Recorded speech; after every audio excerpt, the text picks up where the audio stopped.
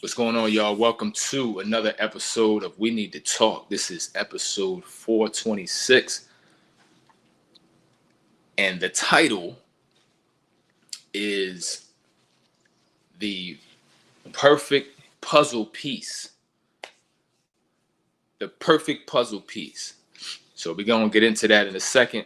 But first, shout out to everybody who's celebrating, enjoying the Memorial Day. Hopefully you guys got a chance to get out and experience the weather, be around loved ones, be around family. Took my daughter to one of her friends' birthday parties, so we had a vibe out there.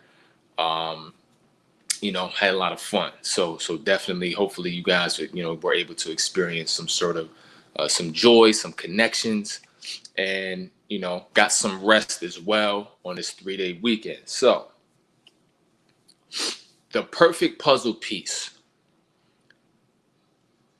We often search or desire the person who's the perfect match for us.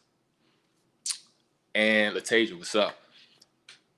We often search for the perfect match for us, the perfect chemistry, right? The perfect connection with somebody.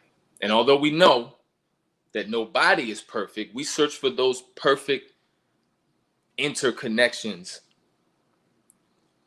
with our significant other. If we're looking for something long term, we want the perfect scenario, right? I'm here to say that everything that's perfect isn't positive. Let me explain that again. Everything that's perfect is not positive. And where I'm going with that is we often want to find our match. When we get into our, these toxic relationships, toxic dating cycles and things like that, we see our significant others acting a certain way that we would never act in, or causing manipulation or gaslighting or ghosting or emotional distancing, fear-based tactics, different things like that, punishment tactics, infidelity, right? Lack of accountability, right? And we see these things, we feel ourselves being taken advantage of, taken for granted. And we say, F that cycle. I want somebody who is a match for me. I want somebody who is the perfect complement to me. And the problem with that is that the last people you were with were, in fact, the perfect complements to you. Because by virtue of the matching of elements, because if it wasn't a match, you wouldn't date them to begin with. So there was some sort of matching connectivity acting to create a relationship that you would pursue, that you would stay in 1 year, 2 years, 3 years, 4 years, 5 years, whatever. Allergies are killing me, by the way. So in that type of situation, you are, even in the worst relationships that you've been in, you were looking at your perfect complement, the perfect puzzle piece to intersect with your puzzle piece, right?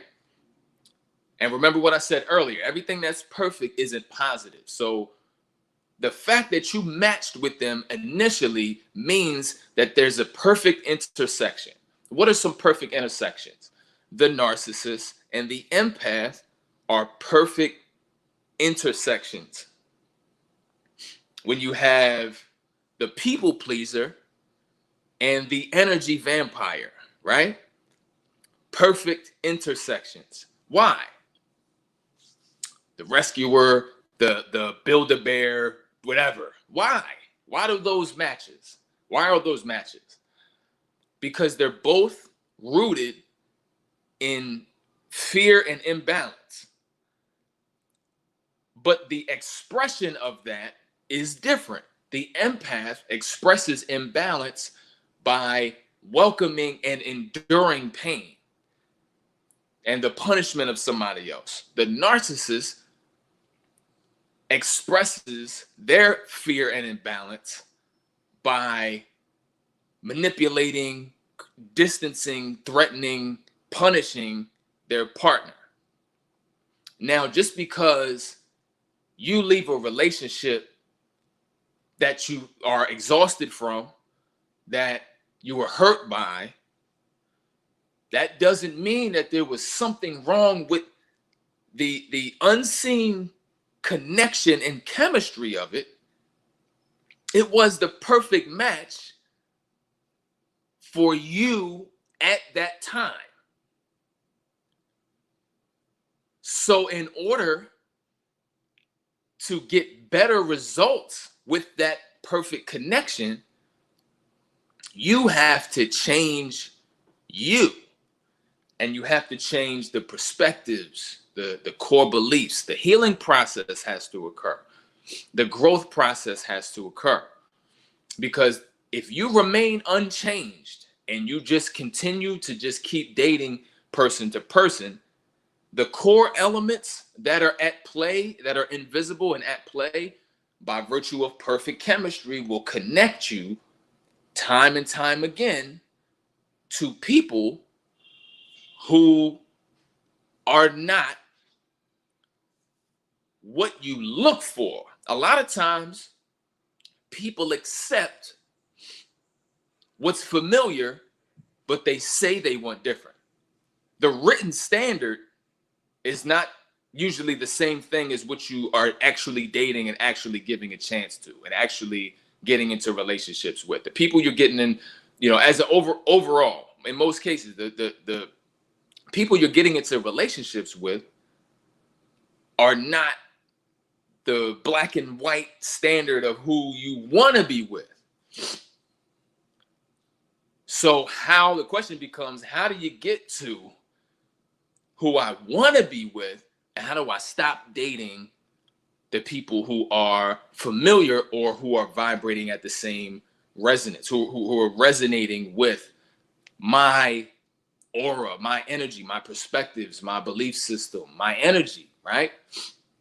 You hear me talking about the energetic equal a lot because there's matching that occurs, and I view it as based on what's dominant within you. So if you've experienced, for example, if you've experienced abandonment as a child and that has remained unchanged, because core beliefs don't change on their own over time. It just doesn't happen.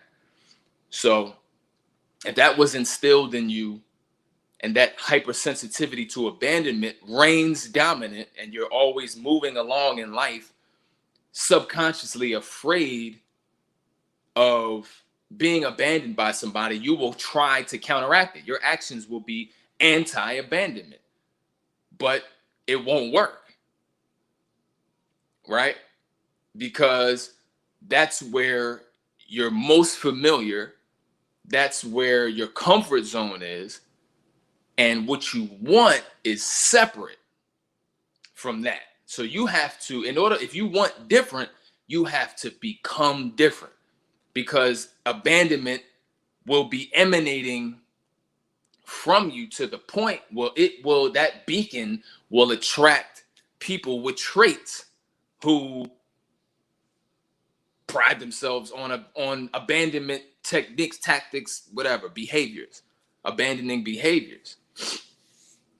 So hence the cyclical nature of dating and why it can be very frustrating, because it's not something that is just is just out there. This is like just personal like this is my passion. So I look at this in so many different ways.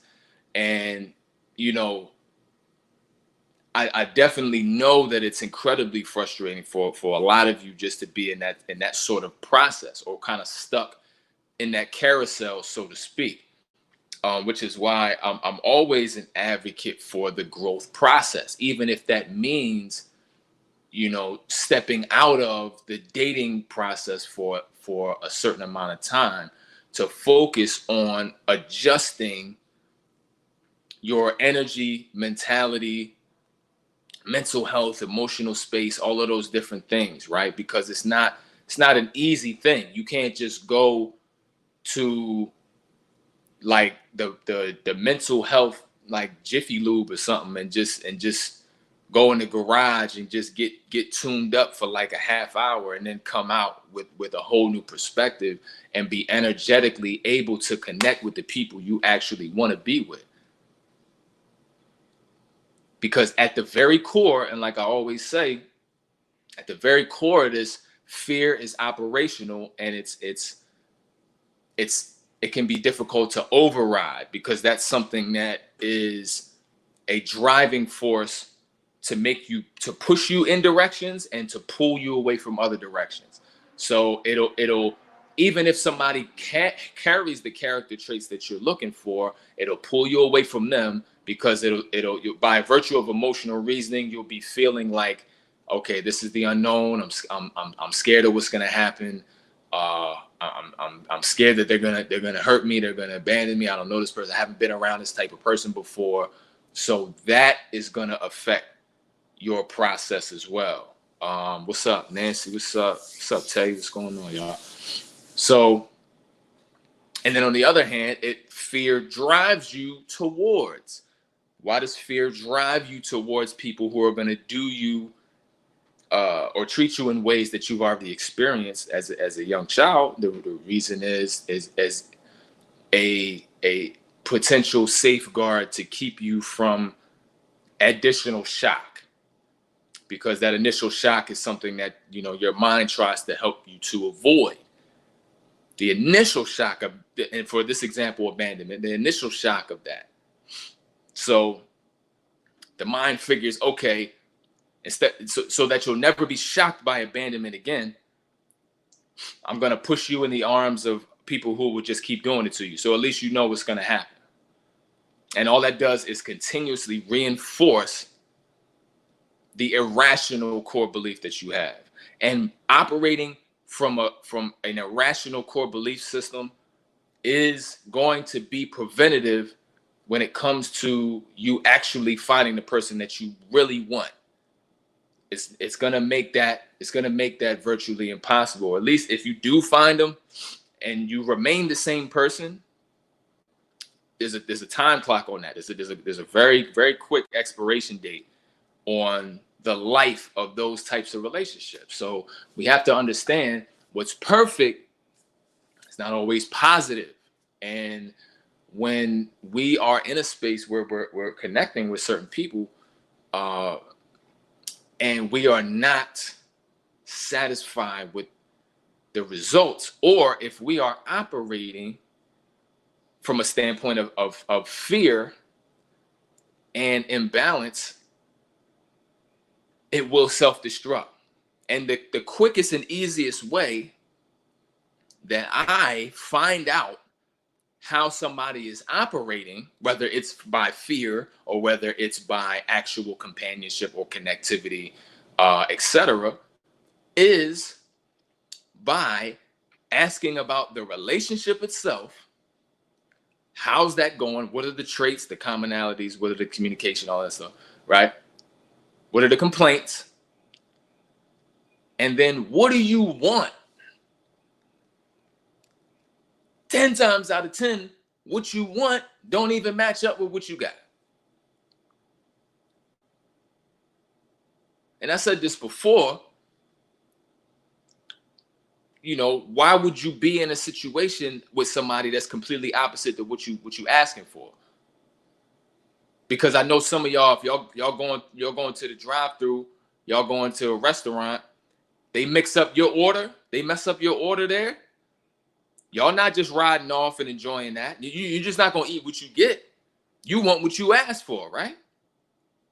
You want the meal that you asked for and the meal that you ordered. How many times Amazon mess up something, sends you something that's totally different or broken or missing, or send you something that's totally opposite of what you ordered? You're gonna have a problem. You're gonna be on the phone with somebody from India tonight or that moment. There's not gonna be a situation where you like, I didn't order this, but I'm gonna just take it. I'll just use it. Even though I paid for something different, I'll take this, even though it's nothing connected at all with what I wanted. You don't do that anywhere else in life. You don't accept the opposite of what you asked for anywhere else. I've seen some of y'all in these restaurants wilding. I said ketchup. I said no onions. You know what I mean? So keep that same energy when it comes down to dating. Don't be accepting something that's not what you asked for. Clear distinctions. Harsh negotiations out here. Maintain the standard and be meeting it yourself. Not high standards, but low output or low growth, little to no growth, but shooting for the stars. Nah. You grow so you can ask for more as you go up. Same thing with the work life, career life. More experience you get, more work you put in, more accolades you get, more awards you get, the more money you can ask for each job. Every time you climb that ladder, it's the same thing. So as you grow, you can ask for more and expect more. But be strict about that. What's up, Erica? So just something to sit with. No more accepting what's not for us, what's not what we asked for, and simultaneously focusing on changing ourselves and becoming the one so that the one can find us. This is incredibly important. So again, happy Memorial Day. Y'all stay blessed, stay positive.